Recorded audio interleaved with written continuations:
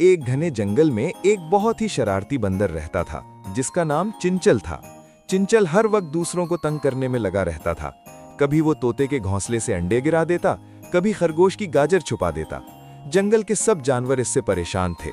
एक दिन चिंचल ने सोचा कि क्यों ना हाथी को भी तंग किया जाए।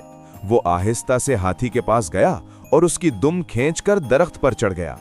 हाथी गुस्से में जोर से चिल्लाया, जिससे जंगल के दूसरे जानवर भी डर गए। अचानक चंचल का पांव फिसला और वो दरख्त से नीचे कीचड़ में जा गिरा। वो बुरी तरह फंस गया और जितना निकलने की कोशिश करता उतना ही धंसता जाता। अब वो जोर जोर से मदद के लिए पुकारने लगा। हाथी ने उसकी आवाज सुनी और वापस आ गया। उसने अपनी लंबी सूंड से चंचल को बाहर निकाला। चंचल को अपनी गलती का एहसास हुआ। उसने सब जानवरों से माफी मांगी और वादा किया कि वो अब किसी को तंग नहीं करेगा।